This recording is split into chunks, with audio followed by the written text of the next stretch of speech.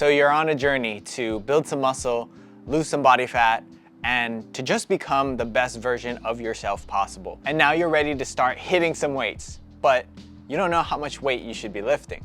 Well, that's what I'll go over in this video today. First off, you have to understand that some days you'll feel great and you'll be ready to work out, but there are gonna be some days where you are just barely alive.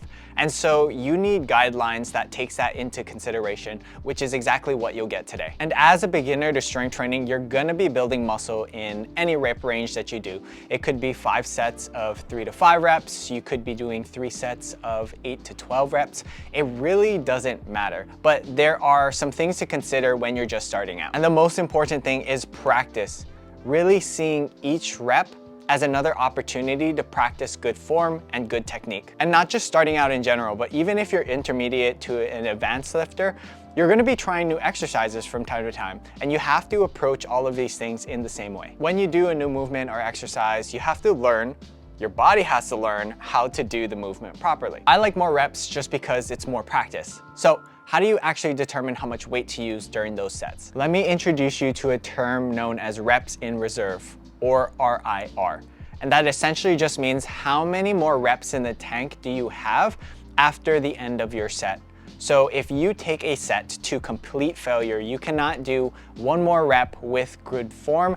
That would be considered a 0 RIR, or 0 reps left in the tank. I recommend starting off in the 2 to 4 RIR, and I would like you to stick to the higher end of that range just so that you can practice really good form without rushing anything. And then as you get more comfortable with the movement, you can move closer to that 0 to 1 to 2 RIR. So what would an actual set look like, including your warm-up? So let's talk about the first warm-up set, and we're gonna be doing a few. But the first one, I want you to pick a weight or load that you can comfortably do 30 plus reps. And so the idea is that we are prepping the body, we are prepping the joints, we're prepping the tissues to be able to do these movements. And so that means I want you to think about your warm-up sets and approach them just like how you would be approaching your working sets, right? So slow, controlled, not rushing things. We want to practice how we're going to be doing our working set. So you take that load and you're going to be doing 12 reps with that. Then you can rest for 30 seconds and then pick a weight where you could do 15 to 20 reps,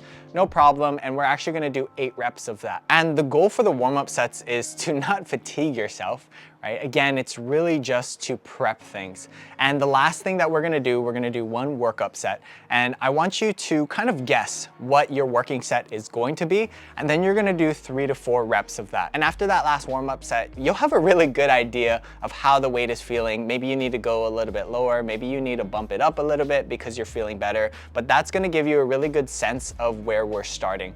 And this might take a little bit of time, especially during the first sessions of a new program. But once you get those numbers locked in, you can just easily progress it week by week, right? By adding 5 pounds, 10 pounds. But finding that initial starting point is probably going to be the most guessing work. And so just kind of think of this first portion of trial and error. There's no right or wrong. You're really just trying to set the foundation and make sure that you are starting your programming off really, really well. So remember, as you're starting off with lifting, stick to the 2 to 4 RIR, or reps in reserve, for your sets. Practice the movement, get really good. And once you have your initial numbers locked down, you can just progress it week by week, month to month. And that is how you are going to continue to build muscle, lose more body fat, and get fit and healthy. And remember, as you get more comfortable with these movements, if your goal is hypertrophy or building muscle, you can slowly start to creep your way closer to the failure mark. And there are many apps that you can use to track your workouts. I've tried a whole bunch of them, but I don't like how they're structured. I like to have some flexibility with it. I like to add notes. So if you want to see how I track my workouts in Apple Notes, I'll leave that video link down in the description so you can check that out. Let me know what you think about that. I hope that helps. If I left anything out, or maybe you're still unsure about something, leave a comment down below. We'll chat about it. But other than that, let's hit this as soon as possible. No more pushing back your goals.